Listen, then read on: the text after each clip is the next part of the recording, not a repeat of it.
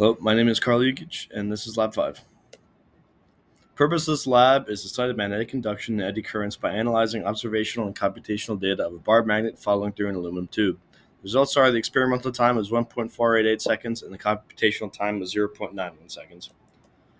Our fundamental principles are Faraday's law, which is a changing magnetic field through a loop induces a voltage proportional to the rate of change in magnetic flux. This is our equation here. That E is just EMF that we usually use. Bout-Savart law is that a steady current produces a magnetic field with the strength depending on strength and distance.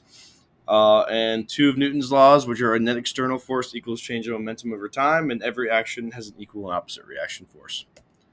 For our experiment, we're going to be dropping a magnet through an aluminum tube to induce a current and see what happens. Our system is the bar magnet and aluminum tube. Our surroundings is everything else. Our initial conditions are the bar magnet is released from the rest at the top of the tube. The assumptions is that there's no air resistance, the bar magnet acts as a dipole, and our only forces are magnetic and gravitational force. For our constants, we have the tube at a length of 30.5 centimeters with a width of foil of 0.005 meters, inner radius of 0.026 meters, and a outer radius of 0.032 meters. Our magnet is 0.02 grams, and our constant is 4.613, with our resulting time to be an average of 1.488 seconds, which is the average of these times on the right. For our glow scope, we'll go through it. First step, we define our geometry, which is just our constants. And then our little second step at the bottom is just defining our magnetic constants. Step 2 is just defining our how to do magnetic fields. And then step 3 is calculating magnetic flux, which we went over equations already for.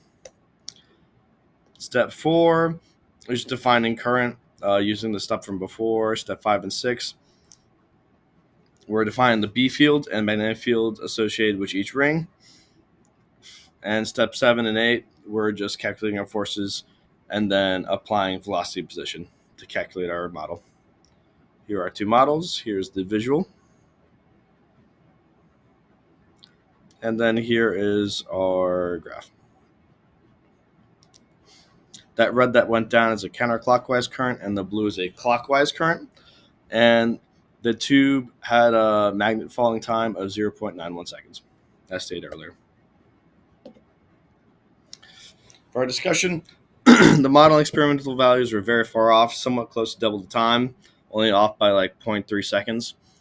If the magnet were flipped, the blue and red would be flipped, as the blue would become the clockwise and the red would become the counterclockwise, and red would become the clockwise, but the force on the magnet would still be upwards. What the graph means, going through it again, is this beginning portion at the top is when F of the gravity is bigger. This middle point is where F grav and F magnet offset, and this point is where F grav is bigger. That's a typo. Our sources of errors are human error on the time measurements, which should be minimal. The bar magnet hitting the sides of the tube going down, making friction or stopping momentum, and air resistance being in the tube. For our what if questions, what if the resistivity of the conductor were reduced as close as possible to zero? How would the dynamics of the falling magnet change? Answer is a smaller resistance makes a bigger current, according to Ohm's law, which is just R times I, and the magnetic field would be smaller and would slow down the magnet more. If the holes where slots were cut into the tube, how would this affect the ring currents in your model? There would be less loops for the current to pass through, making a weaker field and a smaller magnetic force, making it fall faster. Thank you for watching.